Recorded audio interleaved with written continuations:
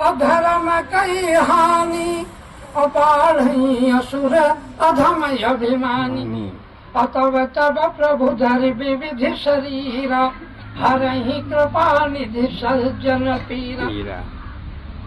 भाई क्या होता है कि जब जब यहाँ पर अधर्म बढ़ता है, और यही बात गीता में भी कृष्ण ने एक ही बात तो दोनों है, ये हिंदी में लिखा वो संस्कृत में लिखा कि यदा यदा ही धर्मस्य ग्लानिर्भवति भारत अभ्युत्थानम् अधर्मस्य तदात्मानं सृजाम्यहम् अपरित्राणाय साधूनां विनाशाय च दुष्कृताम् धर्म संस्थापनार्थाय संभवामि युगे युगे। युग युग में मैं आता हूँ जब जब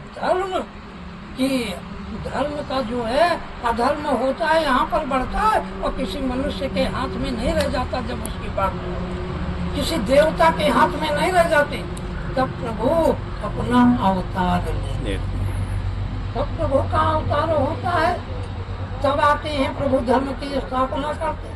वो किसी रूप में आ जाए, नाना रूप है उनके। एक कविता पढ़ी थी हमने बहुत बचपन में, आप लोगों ने भी पढ़ी होगी, कक्षा 2 की किताब में। अब वो हमें कभी कभी याद आ जाती, अपने आप शास्त्रों के श्लोकों से ज्यादा याद आती है। और बड़ी साधारण सी कविता है, आप सबको याद होगी जिसने कक्षा 2 को पढ़ा हो। क्या है उस कविता में कि नाम नहीं पता है भगवान का हमको, हम नाम नहीं जानते कि भगवान तुमको कैसे पुकारे, लेकिन हमारे मन में है कि भगवान सबका रखवाला है और सबका मालिक है, और वो मालिक एक है। ये बात मैं जानता हूँ, उसका नाम नहीं जानता हूँ। तो फिर जब नाम नहीं जानता हूँ तो क्या रटूं, कैसे पूजा करूं? तो बड़ी सुंदर कविता लिखी कि जिसने सूरज चांद बनाया और जिसने तारों को चमकाया और जिसने फूलों को महकाया और जिसने सारा जगत बनाया, हम उस ईश्वर के गुण गाएं, उसे प्रेम से शीश झुकाएं। बोलो सियावर राम। ना नाम का झगड़ा, ना जाति का झगड़ा, ना आश्रम और अखाड़े का झगड़ा, कुछ है कुछ नहीं, सभी ईश्वर स्वरूप है। तो ऐसे ईश्वर की आज गजेंद्र श्रीमद् भागवत में कथा आती है। तो भाई गजेंद्र का हाथ हाथी का जो पांव है वो पकड़ लिया मगर ने, अब वो छूट नहीं रहा है तो बलशाली। अरे उसके 10,000 पत्नियां थी, तमाम बच्चे नाती पोते थे, सब छोड़ के चले गए। महीनों युद्ध होता रहा, 6 महीना उसी तालाब में। एक दिन अकेला रह गया, हाथी के पास कोई नहीं। अब तक भरोसा था, अब तक भरोसा था कि हमारे ये परिवार के लोग बचाएंगे, हमारे लड़के बचाएंगे। लड़के चले गए, नाती बचाएंगे, पतोहे बचाएंगे, हमारी हथनियां पत्नियां तो नहीं जाएंगी। सबसे लास्ट में वो भी चली गई, कहाँ तक बेचारी। तो कहता कि अब किसको पुकारें, अब किसका सहारा करें। तो जब आदमी बेसहारा हो जाता है तब उसका सहारा लेता है। उसका सहारा कब लेता है? पहले हम नहीं लेते हैं, जब हम बेसहारा हो जाते हैं। जब तक डॉक्टर को अपनी अकल का गुमान होता है तब तक कभी नहीं कहता वो कि मरीज अच्छा नहीं कर पाएंगे। आखिरी में कह देता जैसी भगवान की इच्छा होगी वैसा आखिरी में कहता। तो आज वो हाथी क्या कह रहा है कि हमारी तो हाथी की योन, हम तो कोई मंत्र स्तुति जानते नहीं, हम तो ये भी नहीं जानते कि भगवान स्त्री है या पुरुष। प्रार्थना क्या करता है श्रीमद् भागवत में लिखा, बड़ा सुंदर इसको स्तुति कर रहा। स्तुति तो बहुत बड़ी है कि सावई न देवा सुर मर्त्य तिर्यक। हे प्रभु, हम तो ये भी नहीं जानते कि आप देवता है कि राक्षस है। हाथी कह रहा कि हे भगवान, हमको तो पता नहीं कि आप देवता कहो या राक्षस कहो। सावई न देवासुर अमर्त्य तिर्यन, और न स्त्री न खंडो न पुमान न जंतु। हम आपको स्त्री के हैं या पुरुष के हैं, आपका लिंग कौन सा है, स्त्री लिंग है या पुल्लिंग है। और हम तो ये भी नहीं जानते कि आप 70 नपुंसक लिंग हो। तो ना गुणा न कर्म न सन्न चासन अनिषेध शेषो जयता दशे।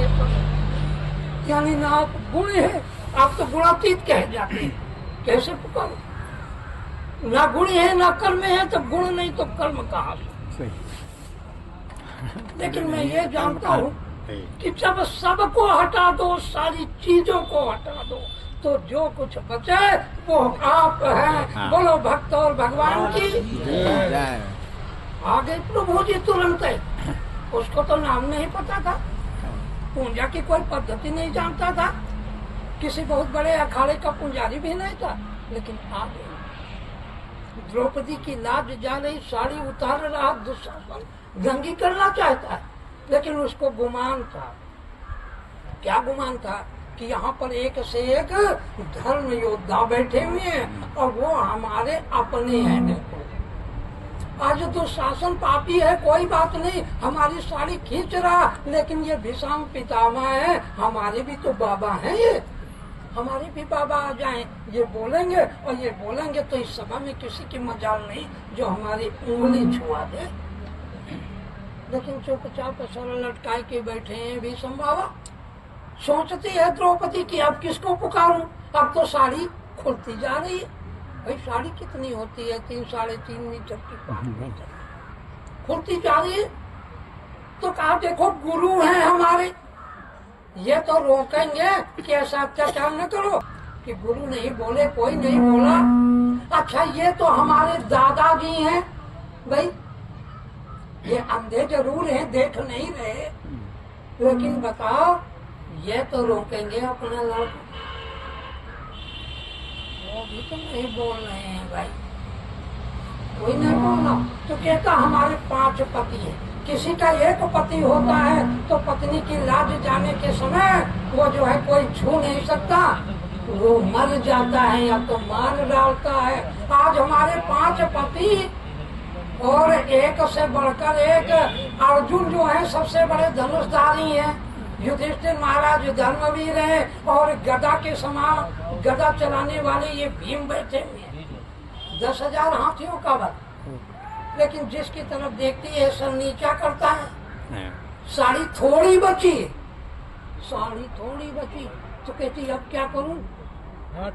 तो भगवान को पुकारा, अरे वो कन्हैया कहाँ हो तुम? क्या मेरी साड़ी खुल जाएगी? कब आओगे? तो आने का क्या फायदा? कहा वर्षा जब कृषि सुख बने और समय चौके पुन का पता नहीं, लेकिन नहीं आओगे नहीं, अब तुम्हारा ही सहारा है, तुरंत तक नहीं आगे। क्या करूं बहन, तुमने मुझको तो पुकारे नहीं, हमको तो बुलावे नहीं दिया, हमको बुलाया भी तो हमारी ओर देखे नहीं, अगर देखते तो हम पहले ना जाते। ये एक छोर भी घटता नहीं, लेकिन अब चिंता न करो, तुमने देर से बुलाया मगर दुरुस्त बुलाया, अब हम आ गए, ये साड़ी कहीं जाने वाली नहीं।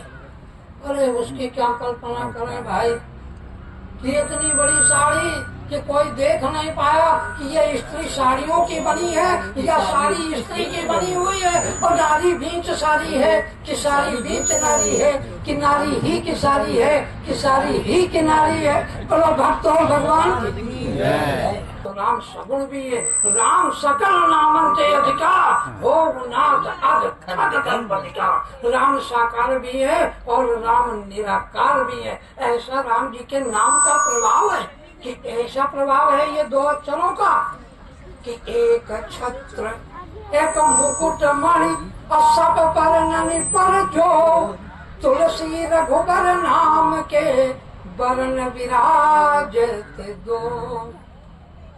गुरु महाराज के चरणों में प्रणाम, सभी संतों को प्रणाम।